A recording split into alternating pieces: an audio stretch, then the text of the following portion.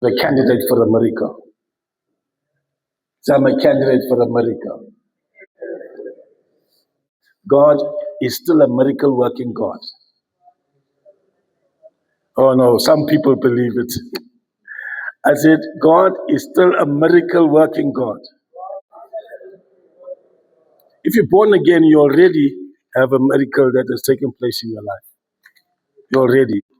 You have that miracle. God is still the same God of yesterday, the same God of today, and the same God of tomorrow. And I'll praise, Lord, what you did in those times, do it for us today. And I'm trusting God today that your faith will be stirred up to a place where that miracle, that thing that you no more can do, a miracle, all miracles have one thing in common. Hallelujah. I said all miracles have one thing in common. They start with a problem. No problem, no miracle. Hallelujah. And all miracles, there must be a problem before you can have a miracle. Problems are the seed of miracles. So if you're sitting here today and you got no problem, then you're going to have no miracle. But every miracle, the one thing that all miracles have in common, they start with a problem.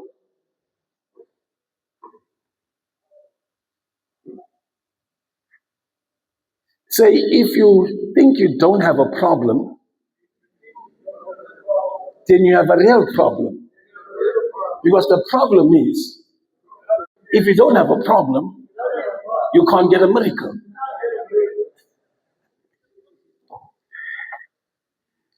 If you look at, we're gonna go to a specific text, but I want to remind you that when Jesus in John chapter 2, his first miracle, he went to a wedding, and then they had a, come on, church, they had a problem. What is the problem? The wine ran out. No problem, no miracle. Yeah, I know. If you came here today and you got a problem, and your problem you can't solve, a miracle is when people have a problem that they themselves cannot solve. Come on. Is there someone here today who you have a problem that you know you can't solve? If you have that, then today you're a candidate for a miracle. Because it takes a miracle to bring a problem. Imagine at the wedding, Jesus came there, but thank God that Jesus was there. You must invite Jesus into your functions just in case things run out. Because when your things run out, his things run in. When you got no more, the problem with some of us where we don't experience miracles because we're always in control. Even if things are not going well, you say, no, don't worry, I got this. What you got? Nothing. That's why we don't see miracles, because the church thinks they got everything together. No. Our substance runs out. When our substance runs out, then we are candidates for a miracle. When you can do nothing, a miracle is when you have a problem. You're running now. Winston, you're on now. Okay. Some of us are sitting here, we've had problems for years. We're sitting in our problems, some of us. But because we still think that we can do it. When the wine ran out, the people did something, they went and tell Jesus' mother. He said, hey, the wine ran out. And then she went and tell Jesus. Jesus said, what's that got to do with me? I'm paraphrasing. He said, woman, this is not my time. What's this got to do with me? She knows her son. She knew the divinity of her son. Every mother needs to know. She knows what the potential in the child is. She knew that this boy was not born naturally. She knew I didn't conceive this boy through having intercourse with a man. No, the Holy Ghost came upon me. And so she knows when things run out, he's able to make them run back in. So what's this got to do with me? She didn't take too much. She didn't answer him too much. She went to the people and say, do exactly what he tells you to do. You hear me what I'm saying to you? You want your miracle to be solved, then you got to do exactly what Jesus says you must do in his word. A lot of us don't have the miracle because we don't do what he says we must do. Listen to me, you are born again child of God. The devil can't hold you. The devil can't keep you away from anything with God. The problem is you don't let God come in. When the devil knocks on your door, you let Jesus open the door. And so the Bible says, Jesus was an obedient son. Even though he said to his mother, woman, what's this got to do with me? He went to them and said, fill the pots with the clay. Just fill them up. I love Jesus. Listen, Jesus came here. This was his first miracle. Jesus came here to his number one thing with that miracle was to show that he came. Was his first miracle to show that he came as a change agent. Jesus came here as a miracle worker. Fill the pots up with water. And he never lay hands on the pot, nothing. He said, fill it up. And he said, tell them to give it out. Can you imagine? Can you imagine you in that situation? There's no wine. Someone in the party says, just put water in those things. And then when you finish, put water, come on. If you were there, you say, this is ridiculous. You're going to make me a fool. I will give people water for wine. No. Jesus said, no, serve the wine. Serve the water. Serve them. And the transformation happened out of the word and obedience. Hear me what I'm saying to you. The transformation happened because when Jesus spoke, those people were obedient. They didn't ask what Master, why must we put this? You're not a wine. You don't even work in a wine factory. You don't have all the things that make wine. No, they didn't ask. He just said, fill water. And because Mary had said, do whatever he tells you to do, they did it. And he said, serve it. Yeah. The people say, normally people give their good wine first. You've kept your good wine for last.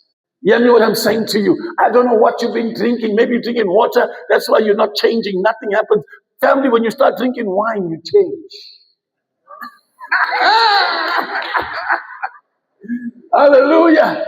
If you're a sour person, couple glasses of wine. Wine brings you out. Oh, Lord. I wish I was in another place. You don't know, some of these quiet people here, just give them wine. You'll see.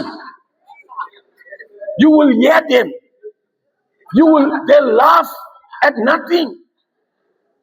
Because water, listen to me, family, water was representing religion. Religion does nothing to you. Jesus was introducing that I have come to take religion out and come to bring relationship. Because listen to me, wine has to go in you to make a difference.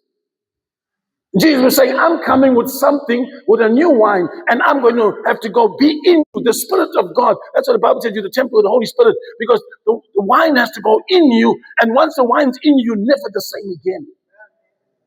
Never. I was a shy person, you never believe it now, because I'm full of wine. You got a drunk pastor. I'm not shy. I used to be when I was drinking water. Now, guys, if the devil's talking to you about other wine, the devil's talking to you. Let me just help you. If you're sitting here, you're thinking, yeah. You see these people that say I mustn't drink. The pastor said I must go drink wine. No, the devil is a liar.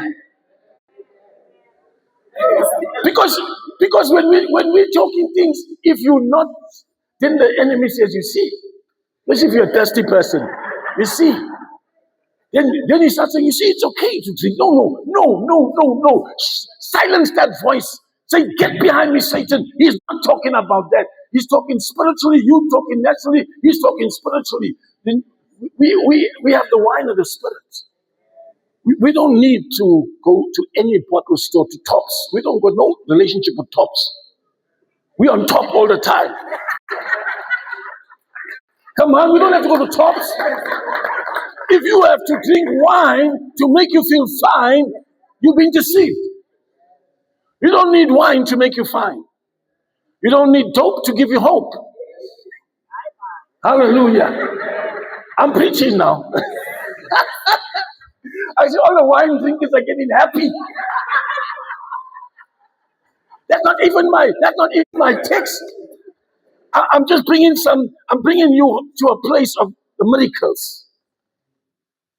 The first miracle, Jesus, there was a lack. Say there was a lack. You see, the biblical miracles all have one thing in common. There must be a lack. There must be a problem. If you don't have a problem, you don't have miracles. How many of you got a problem? You need a miracle today. Put your hand up high. You see, you got to throw that old wine out. Hallelujah. So today we're all candidates. Me, myself, we're candidates for a miracle.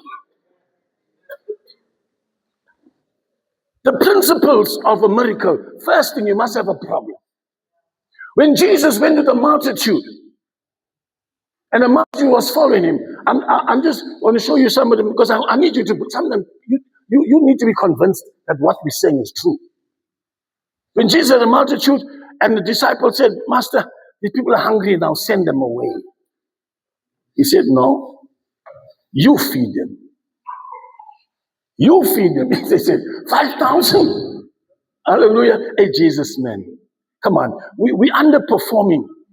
The things that Jesus did, we're underperforming because of lack of faith. He said, you feed them.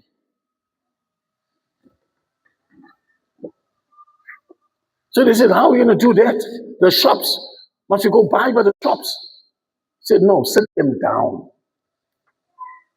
Find somebody that's got something. He doesn't need everything. So he doesn't need everything. He just needs something. He said, find somebody that's got something. And a little boy was carrying his lunch. That's all they had. A little boy was carrying his lunch. Mother gave him his lunch for the day. Because he going. They follow, you follow Jesus. You follow Jesus for days. It was not like how we come to church here. After 2 hours, you're looking at your watch. Those people were so hungry for God. They just went. They wanted to see, because Jesus is doing miracles. People are hungry. They followed him for days. If I have to go for 2 hours here, you start walking out. What's happening today?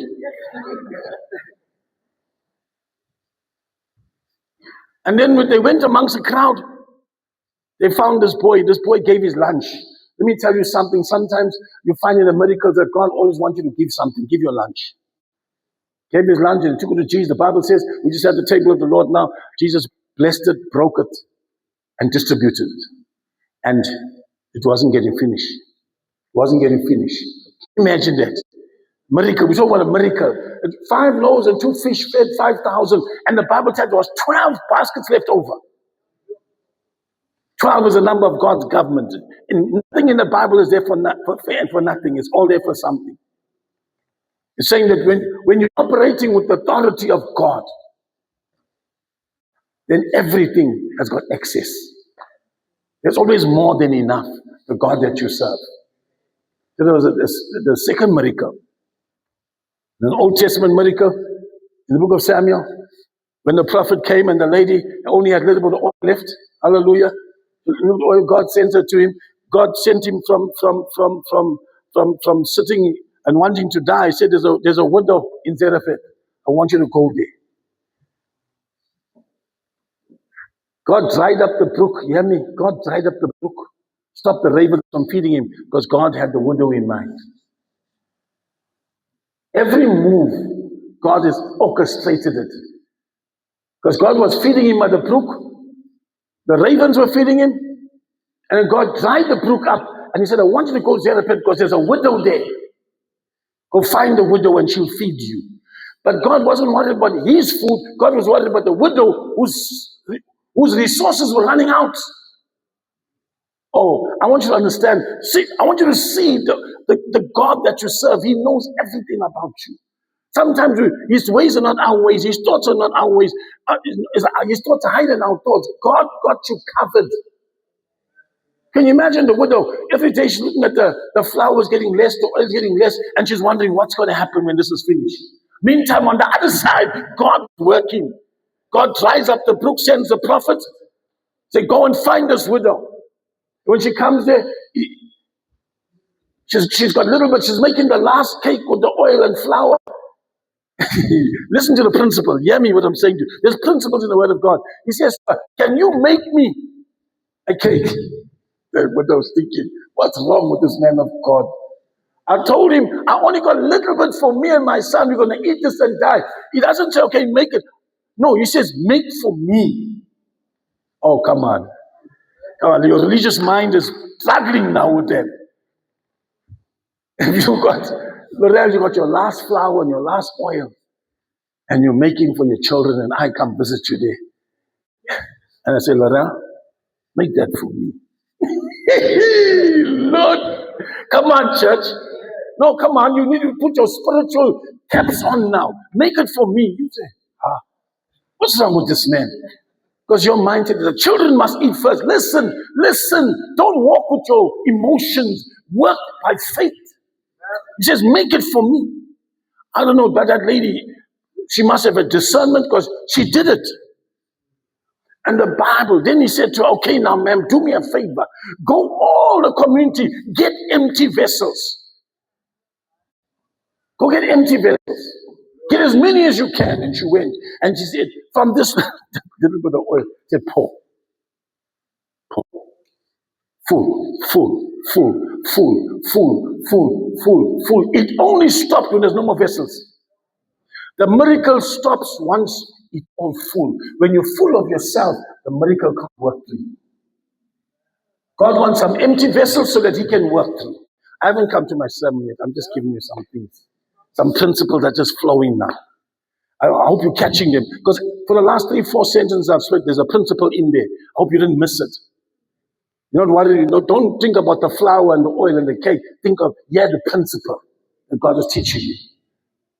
Your last is never your last if you give it to God. Oh, you didn't hear me. Your last is never your last if you give it to God, because everything belongs to him. He's a multiplier. Everything. Sometimes it's very hard to do what I'm saying unless you have a faith relationship with God. Very hard to do that. So the lady poured until the oil, every vessel was full. Something very powerful before. Said, go in there and shut the door. Your miracles will take place in secret. They'll be seen in the open, but they take place in the secret place with your God. When your oil is running out, don't go tell everybody. Do what? Go shut the door and talk to him. And he'll tell you, get what vessels, and he'll fill them.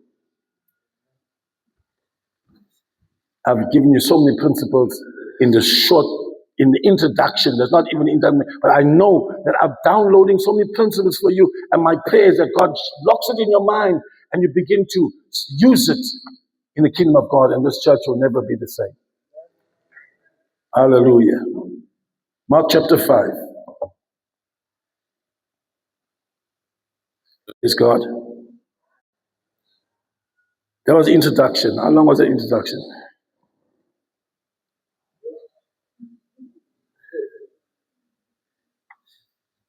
Praise God. So we're talking about a miracle. And when I saw us, all your hands went up. So everybody needs a miracle, including myself and my wife. We need a miracle. We always need a miracle. Hallelujah. And let me say this to you. God hasn't started doing miracles just because you're saved. God's been doing miracles in your life even when you weren't saved. You wouldn't be standing here without some of God's miracles. You wouldn't be sitting. God, so it's not a new thing this year, just that you didn't acknowledge and didn't know it. God's been doing miracles. God healed my ankle completely when the bone specialist said, my boy, forget about football. He looked at the x-ray. Dr. Thompson, man has studied for 7 years. He said, forget about football. That was on a Friday. On a Tuesday, my ankle was totally healed, miraculously.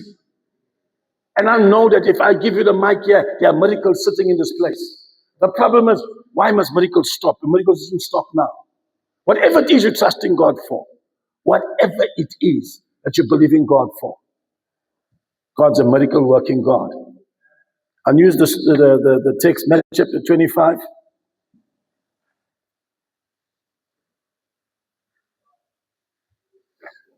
No, sorry, Matthew chapter 5, verse 25.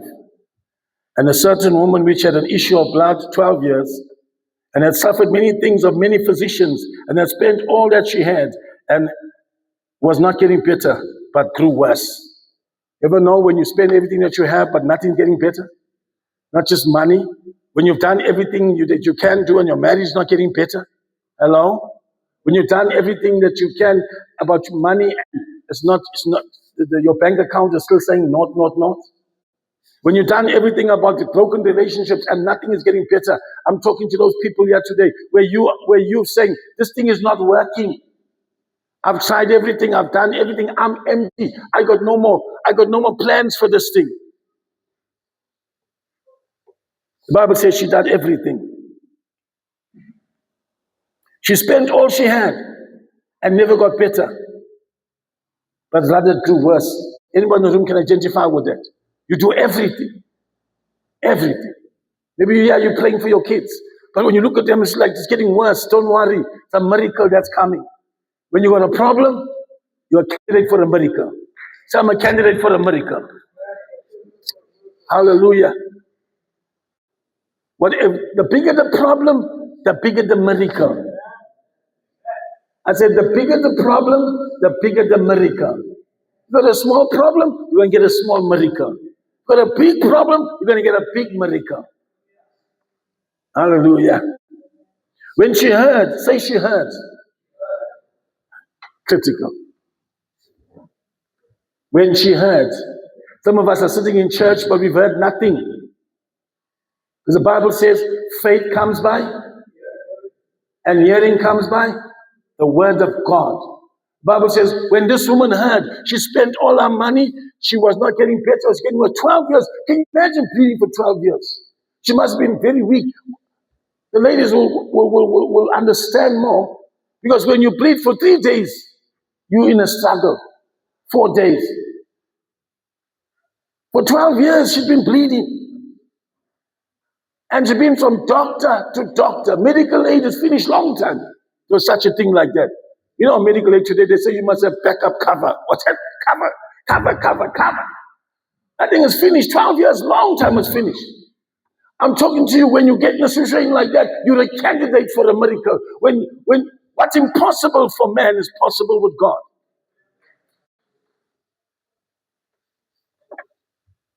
The Bible says that when she heard that Jesus came, the press behind, she did something. She didn't just sit. The Bible says there were so many things against that lady. First of all, she was a lady. You know, today the ladies can just touch men, because society just allows that. Ladies can just be fraternizing with guys. That's why we have so much issues. In that time, in that culture, let's go back to that culture. Ladies were separate from men.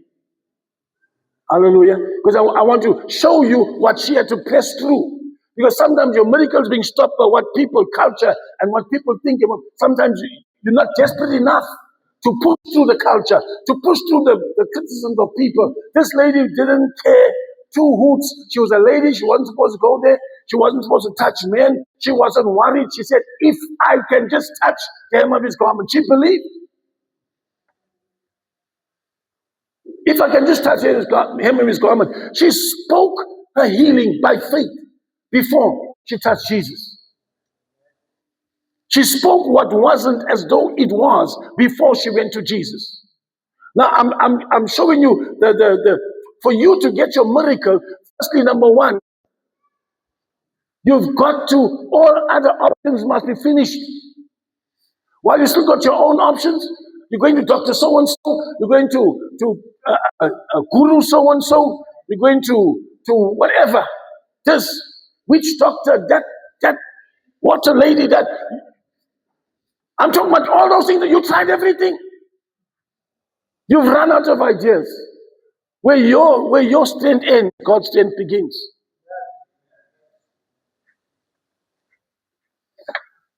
The Bible says, and straight away, remember she said, if I just touch him, he's gone. Remember, this is a lady, a weak lady, bleeding 12 years. Can you imagine a weak lady bleeding 12 years, pushing through a crowd? Pushing through the crowd, she's crawling. Because her aim is the hem of his garment. And so she's crawling amongst the crowd. And she's being pushed and pushed and pushed. But that did not deter. I want to say this to you this morning. Nothing must deter you. The crowd must not deter you for you to reach the hem of his garment. The culture, because she wasn't supposed to be there. Women had to stay in their place that time. Women had to be covered up. Women had to, don't go. How many men she was touching? Because she was pushing.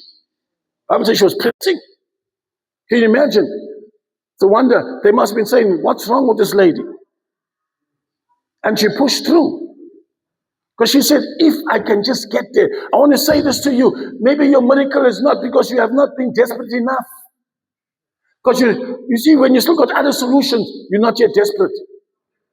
When you're still trying, I'm going to try that person, I'm going to try. And let me tell you, a lot of people will give you a lot of people to try. The only people you must listen to is the people that point you to Jesus. Because he's the healer. He's the physician. Whatever it is. Listen to me. Even your marriage, stop getting counsel from fools. Go where somebody's going to get the counsel from the word of God. Even as pastors, we don't have magic words. We only have the word of God to give you. Because the word of God will sustain you. The word of God will make you whole. The word of God will heal you, restore you.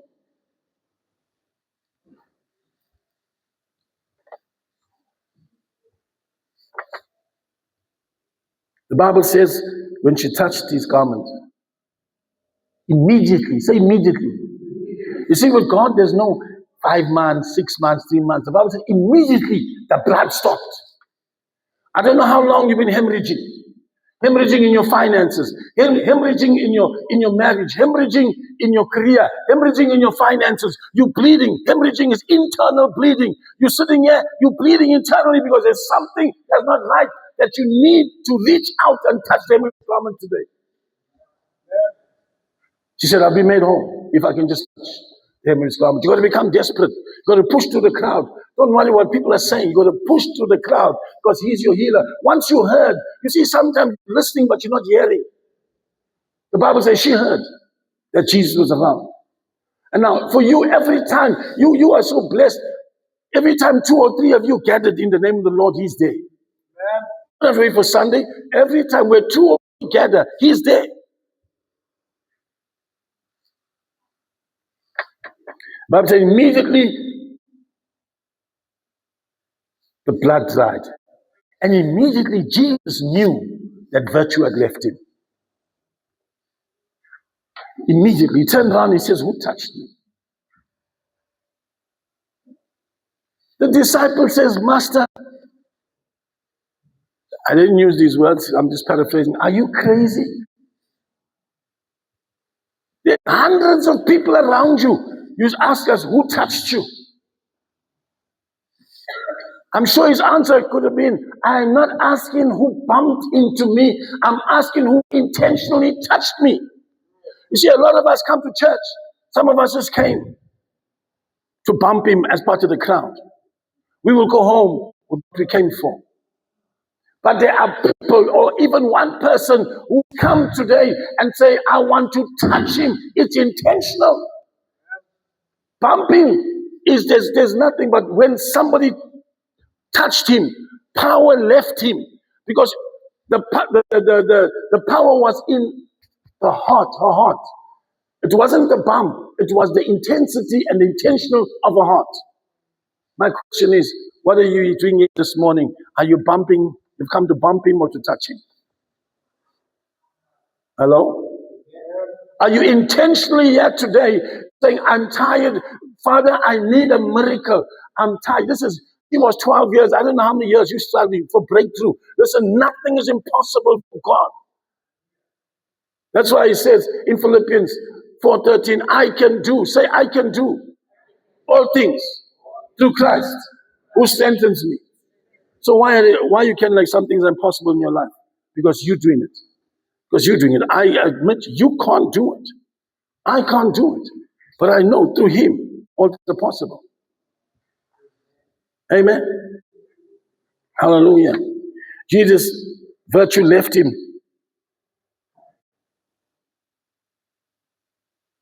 And because of her faith, he said, woman, your faith has made you whole. Say, your faith has made you whole. You see, family, we all eventually run out of ideas. You hear me? All. We all eventually reach an end of our own strength, our resources, and answers. All of us. There's no, you're sitting here, I don't know, prophetic, know that all of us eventually reach a place where we got no more answers, where our strength is not enough, where our resources are not enough. Can you identify with that? All of us. It's not some of us, all of us reach a place sometime where we cannot do what we want to do. Hallelujah. Now this woman had reached that place. For 12 years, she was trying. She went from doctor to doctor. Her money was finished. If she was modern times, the medical aid would have been expired long time. But she reached that place, but she heard. Sometimes we make Jesus a last resort when Jesus should be our first response. Hello? Jesus is not the last resort, he's the first response. That's why it cost you 12 years, because you made him the last response. If you made him the first resort, you would have been healed 12 years ago. If you made him the first response, your marriage should be better than what it is right now. Your finances should be better. If you made Jesus the first response, why do we first go everywhere and come to God last? And yet we know the power is in him. Let me say this to you. Human weakness is God's opportunity. Where your weaknesses are made perfect in his strength. Hallelujah. Say, Father, I thank you that when I'm weak, my weaknesses are made perfect in your strength. Hallelujah. When your ability hits a dead end, it creates an opportunity for God. Oh, you didn't hear me. When your strength hits a dead end, it creates an opportunity for God. It's an opportunity for a miracle from God. Hallelujah.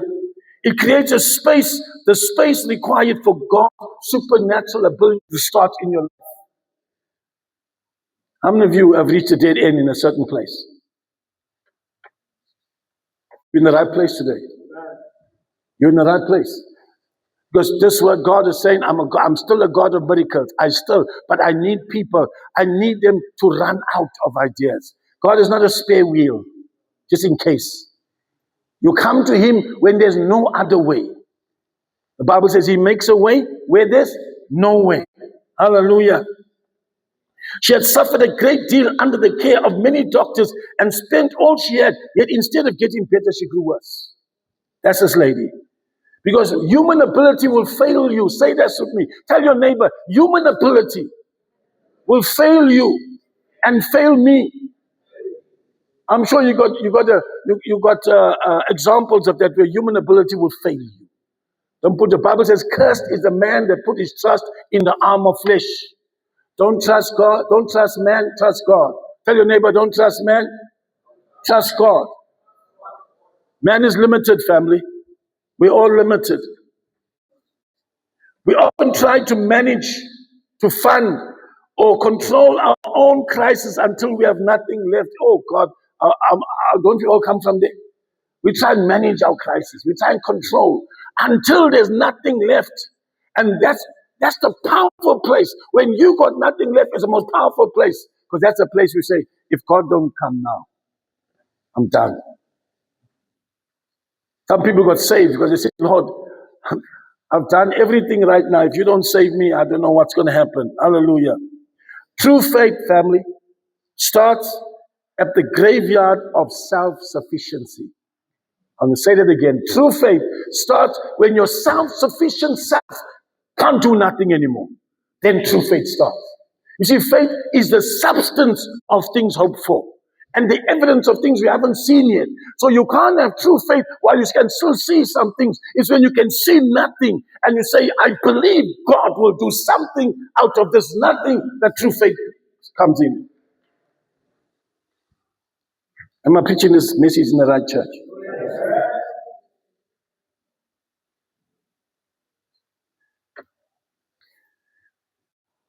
Admitting you cannot fix it is not a defeat. It's the faith first step towards a miracle. Come on. Admitting that you can't fix this thing is not defeat. It's the first step of your miracle. Because you turn to the only one that can fix it. Not your neighbor, not your pastor. We just here to give you the word. We can't fix your problems. We're here to show you that there is one who can. His name is Jesus. Hallelujah. His name is Jesus. The activation of faith is when you hear. Say that with the activation of faith is when you hear. Family, faith comes, I want you to listen to this statement. Faith comes by hearing. But this next thing I'm going to say is not what the Bible says, but it's what I can work out. But faith goes by speaking. Faith comes to you by hearing, but faith goes by speaking. Because when you hear something and you begin to speak it, it begins to resonate. Your spirit man begins to hear what you're saying. And then the hope that you have in you starts to move to substance. While it's still in the spiritual realm. Because faith is the substance of the things you hope for. And the evidence of things not yet seen. So you first face a rise in you, and then you begin to see things in the spiritual realm. They're not yet there, but when you start to speak them, because when you speak them, you are saying to God, I believe what you said. And you know Hebrews 11:6 says, it is impossible to please God without faith. So the other side of that coin is when you have faith, it pleases God. And God backs up your words when they spoken, trusting in Him. I want to say that again. God backs up what you're saying when you're speaking it from a heart that believes, and you're speaking it from a place where you know that if God don't come, He backs your faith up. You don't have to be clever. You don't have to be brilliant. You don't have to have degrees. You just need to have faith. I'm not saying you mustn't have them. You must have all that. That's necessary for what you're going to do here on the earth. But let me tell you, when you start to bring things in the spiritual realm out into the physical, you need faith. No amount of studying can do that. Hallelujah. No amount of studying can do that. I'm telling you that this church as it sits here was a result of when I received the word of God. And then hope began to, and in my hope, I began to see what wasn't as though it were. And then when I began to speak it, and then God began to support it, and then things start to happen. And it works the same for you. What is it that you're believing God for? You need to receive the word and believe it, hear it and believe it, and then it begins to form. Do you know, people think whenever you got a lot of faith, people, when you speak, they say you're dreaming. Because the things you speak, they've never seen. Oh, come on, help me. I said, the things you speak are always bigger than they can handle. Because they're operating down here, you operating up there. Because you receive the word, and because the word attaches you to some things that God has got for you in the spiritual realm that you begin to see. You can't tell a carnal man what you're seeing in the spirit because he can't believe you. It's not because he don't like you, but he can't understand what you're saying because he's not seeing what you see.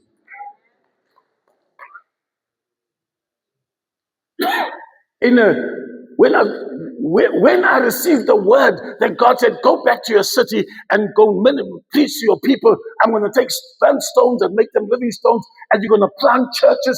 And I'm thinking, my God, I don't have one person right now. How are we going to plant churches? But the more I began to believe that word, the more I began to speak it. People think I'm crazy. You think I'm a church planter, and you never planted a seed in the ground.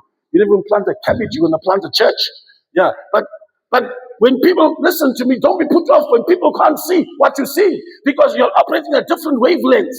They're not tuned into the signal that you tuned into. You are tuned into the heavenly signal in the name of Jesus. You see, a lot of people will go to Mountain Rise with the treasure that they're carrying, with the books that they never wrote, with the businesses they never ran, because they shared the faith with the wrong person. There's faith killers. But you don't blame them. You're sharing something with them that's too big. They look at you. They measure you. Oh, Jesus, help me. They measure you. You tell them something. They say, look at this guy. Who he thinks he is, or who she thinks she is. You don't blame them. What you're telling them is too big for them. But what you need to do is just be obedient to God. Do what God says. It sounds crazy, but when it comes to pass, God likes to resurrect things in front of the people that try to kill the thing. And let me say this to you. If the dream you have does not frighten you, it's not from God. If it does not frighten you, Richard, if you have a dream to own your own bedrolls, when you tell people that don't think you can do it, those are the worst people to tell it to. You need to get a band of believers, those who walk by faith also, they can say, stand in agreement with me. This is what I see. And then begin to speak. And begin to speak. And begin to speak it over and until it comes to pass. And you know why it needs to be birthed in your spirit by faith? Because it's going to be difficult times along the way. There are going to be things going to happen along the way that you're going to want to abort. You're going to want to abort what God conceived in you. Because people say, wait, Shamla, you're going to have a shop, a restaurant. What this lady is dreaming, man? What she's talking about? She don't have the money to have a restaurant. Don't worry. You carry on. If God spoke it into your spirit, you carry on speaking it because you give it life. This lady said, if I can just touch the hem of his garment. She was bleeding. Listen to me. She was bleeding. She was weak. She had tried 12 years with the doctors, but she began to speak like a crazy woman. She says, if I can just touch the hem of his garment, I'll be made whole. She didn't even say, if I just touch Jesus, if I just touch his clothes, I'll be made whole.